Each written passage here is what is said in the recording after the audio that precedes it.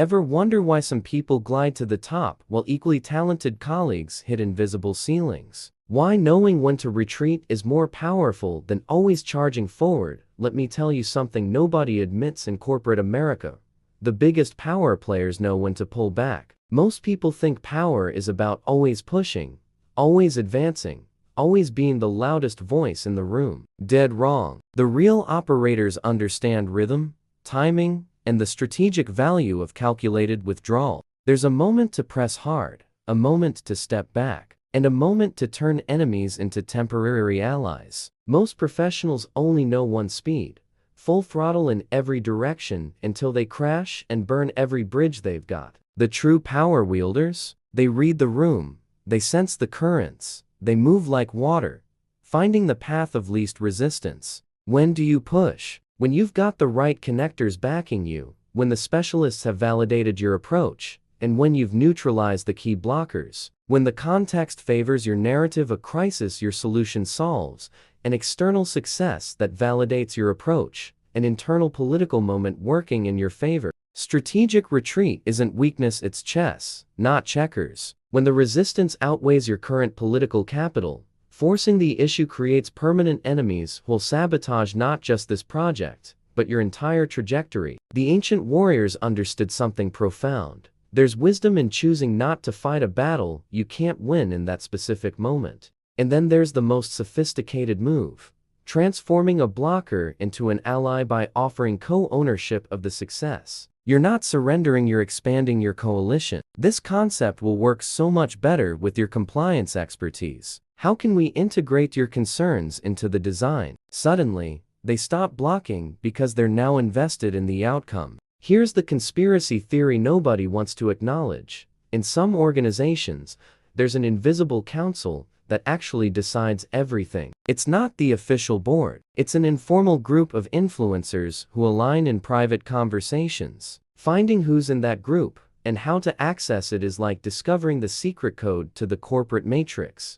Building genuine alliances is the long game, not superficial networking of exchanging business cards and LinkedIn connections. It's investing in real relationships, creating trust, history, being reliable when nobody's watching. People who master this build influence empires that survive restructures, management changes, and economic crashes. A disturbing example: I watched a manager survive 3 massive layoff rounds, not because he had spectacular results, but because he built such a dense web of alliances that removing him would cause collapse across multiple departments. He was too central a node in the network. That's real job security.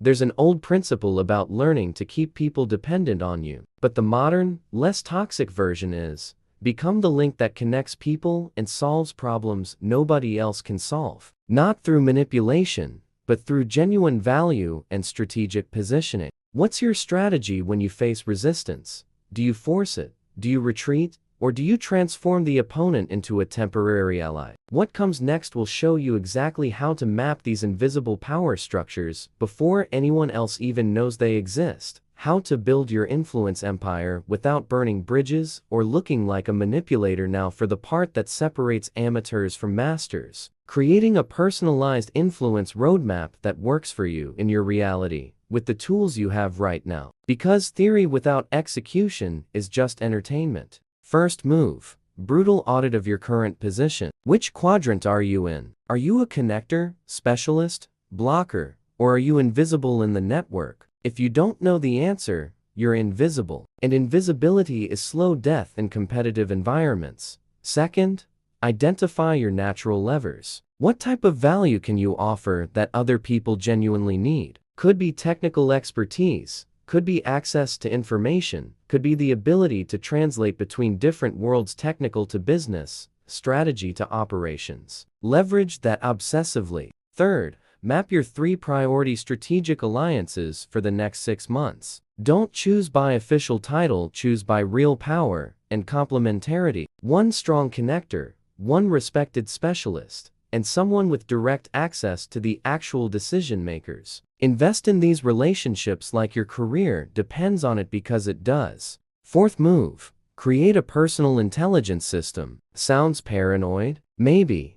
But elite players do this mentally all the time. Note patterns: who's rising, who's losing influence, which projects are gaining traction, what narratives are dominating internal conversations. Information is ammunition. Modern technology gives you disturbingly effective tools for this. You can track interactions, map communication networks, identify influence clusters. Some companies already use internal data analysis to map informal leadership. If your organization isn't doing this, you can do it manually and have brutal competitive advantage. Here's the truth nobody talks about.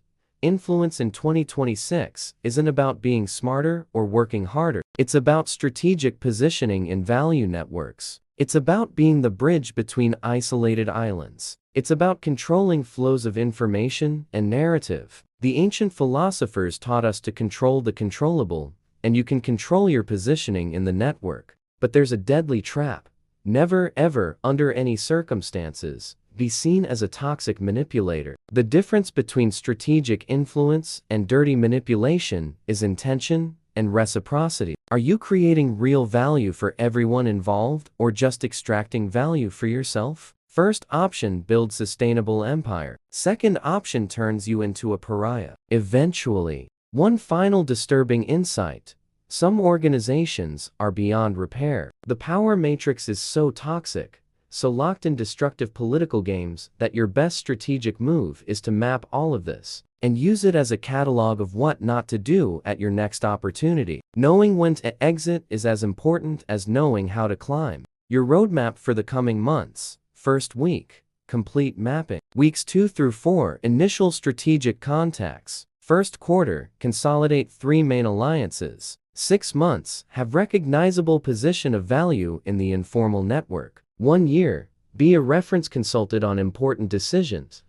How are you currently positioned in your organization's invisible power grid central node or peripheral observer? The next section reveals the pre-meeting tactics that ensure decisions go your way before the official discussion even begins. What if important decisions are already made before the meeting even starts? I'm going to reveal the most uncomfortable secret of corporate power.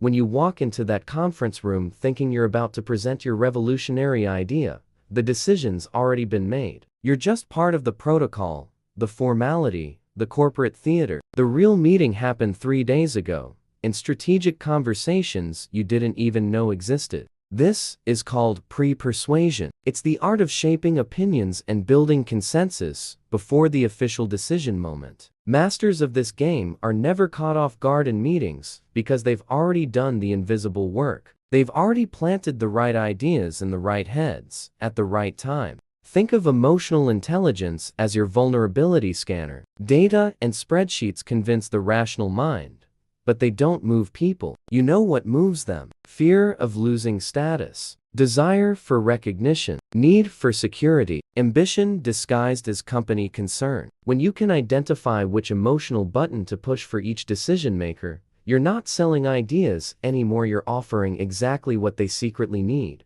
There's an old power principle: discover everyone's weak point. In the modern corporate environment, this isn't dirty manipulation, it's strategic survival. That director terrified of looking technologically outdated, frame your proposal as disruptive innovation. That VP obsessed with cost reduction, show the savings numbers before anything else. Let me give you a disturbing example.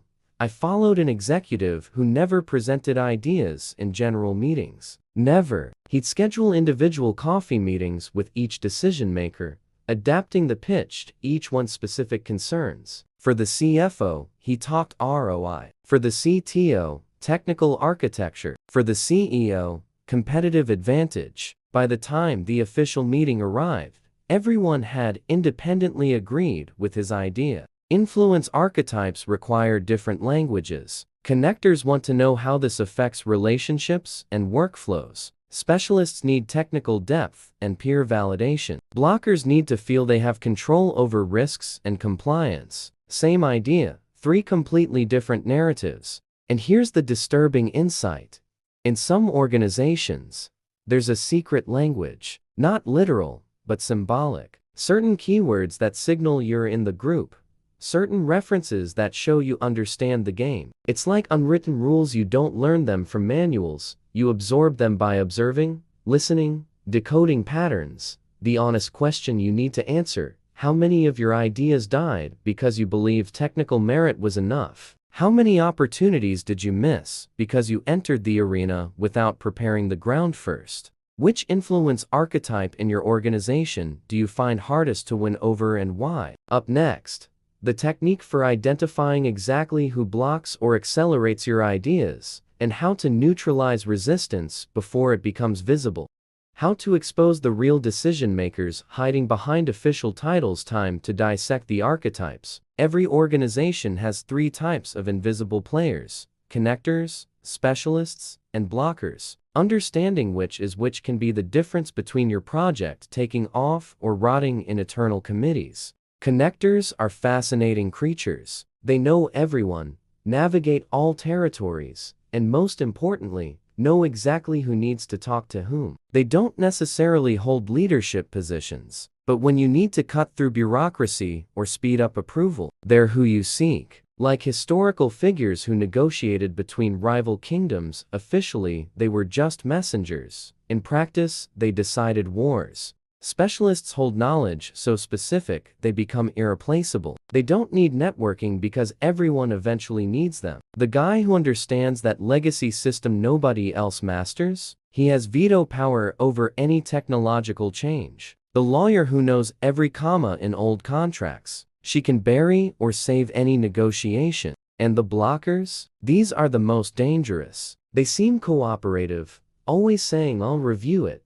Needs one more validation. Let me check with my team." But nothing advances. They use processes, compliance, and hierarchies as containment weapons. An old power warning says, completely crush your enemy. But here's the insight.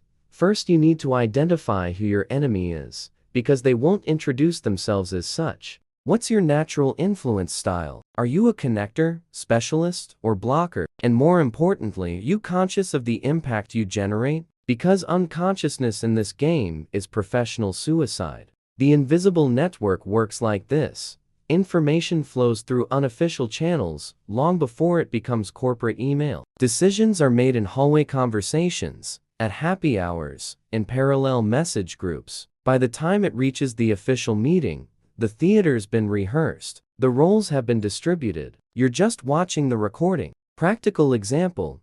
Need to approve a project? Don't start with the formal presentation. First, map who the 3 archetypes are involved in the decision. Win the connector to prepare the ground. Convince the specialist to technically validate your idea. Neutralize the blocker by offering something they value, usually control over some aspect of the project. The parallel economy of favors is real and functions like internal cryptocurrency. You did that extra report for someone? Stored a favor, covered someone in a difficult meeting, got credit, shared valuable information, invested in future influence. Ancient warriors understood this deeper. Loyalty and reciprocity built alliances stronger than any contract. And here's the trick nobody teaches you in business school.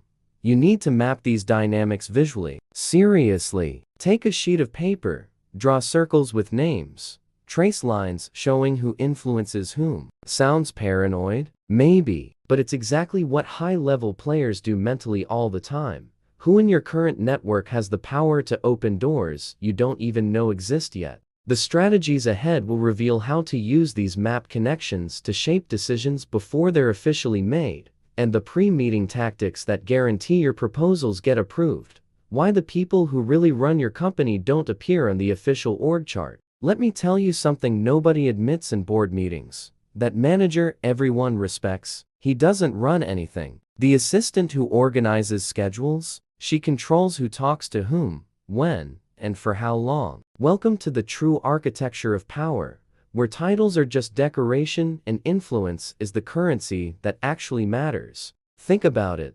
How many times have you seen brilliant projects die in drawers while mediocre ideas advance like bullet trains? It's not incompetence, it's pure power dynamics. You can't see. There's an underground network of influence operating right under your nose, determining who rises, who stagnates, and who falls. An ancient power law teaches, think as you like, but behave like others. But here's the secret few realize. Before behaving, you need to identify who the others that matter really are. And they're not the names printed on letterhead. I'll give you a disturbing example.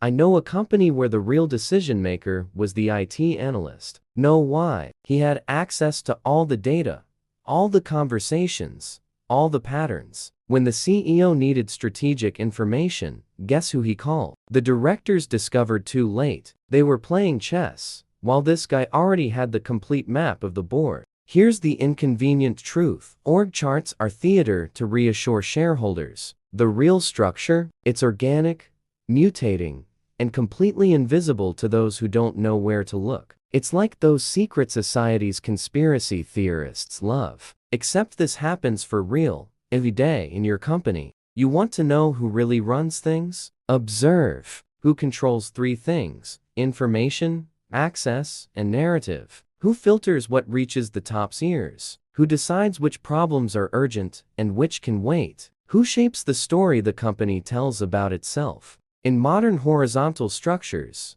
this gets even murkier. Everyone's a collaborator. Everyone has a voice.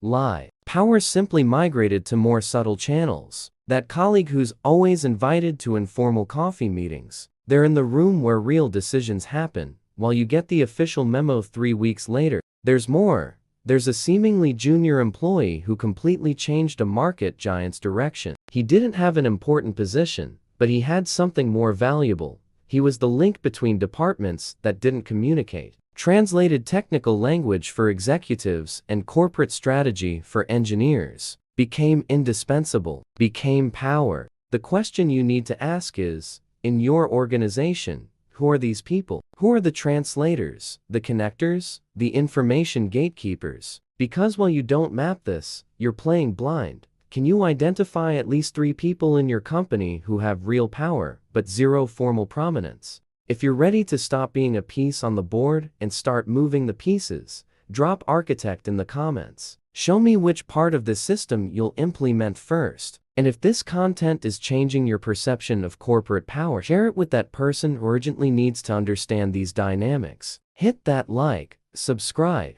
and let's dominate this invisible architecture of influence together.